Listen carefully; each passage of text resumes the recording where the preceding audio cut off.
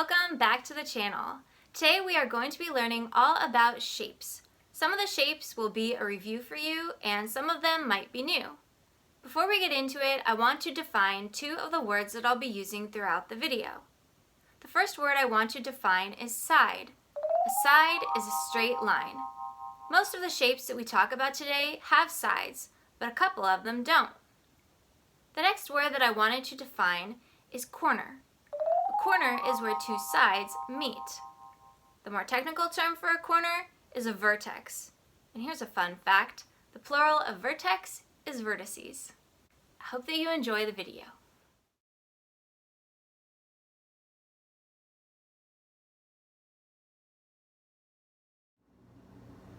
The first shape we're going to talk about is the square. A square has four sides of equal length.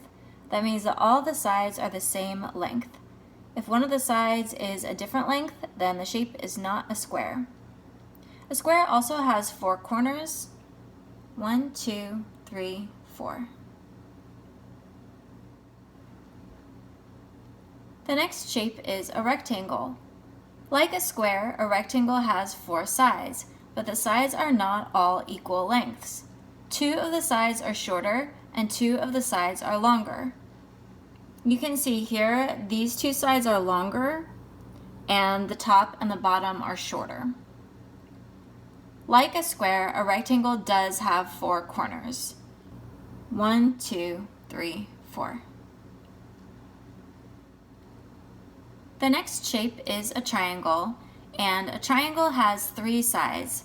The sides can be all equal lengths, they can be all different lengths. You could have two sides the same length and one side shorter. All you need to know is that if there are three sides, then it's a triangle. A triangle has three corners, 1, 2, 3. We can also count them over here, 1, 2, and 3. The next shape is a circle. And unlike the other shapes we've seen, a circle has no sides.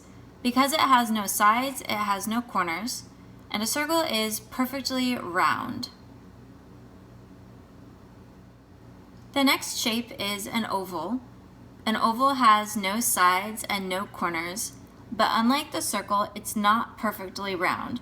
It looks a bit stretched out. And I was looking up where the word oval comes from this morning, and it actually comes from the Latin word for egg. And if you look at the shape of the oval, you can definitely see the resemblance to an egg. The next shape is a pentagon. A pentagon has 5 sides and 5 corners. 1, 2, 3, 4, 5. If all the sides are equal lengths, then it's called a regular pentagon. If the sides are not equal lengths, then it's called an irregular pentagon. The next shape is a hexagon. A hexagon has 6 sides and 6 corners. 1, 2, 3, 4, 5, 6. If all the sides are equal lengths, then it's called a regular hexagon. If the sides are unequal lengths, then it's called an irregular hexagon. One way that I remember that a hexagon has 6 sides is that the word 6 is spelled S-I-X, and the word hexagon has an X in it. That's just a trick that I use to help me remember that a hexagon has 6 sides. Maybe it will help you remember too. The next shape is an octagon. An octagon has 8 sides and 8 corners. If all the sides are equal lengths, it's called a regular octagon. If the sides are unequal lengths, it's called an irregular octagon. One way that I remember an octagon has 8 sides is that an octopus has 8 tentacles. The word octagon and the word octopus both come from the Greek language.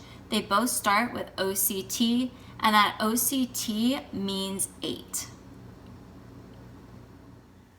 The last shape is a trapezoid. A trapezoid has 4 sides and 4 corners, and only 2 of the sides are parallel.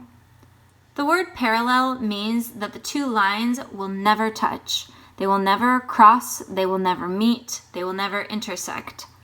Even if we extend the lines into space, to infinity, they will never ever meet. Now, in this case, the top and the bottom are parallel. Even if we extend those lines out, they will never cross each other.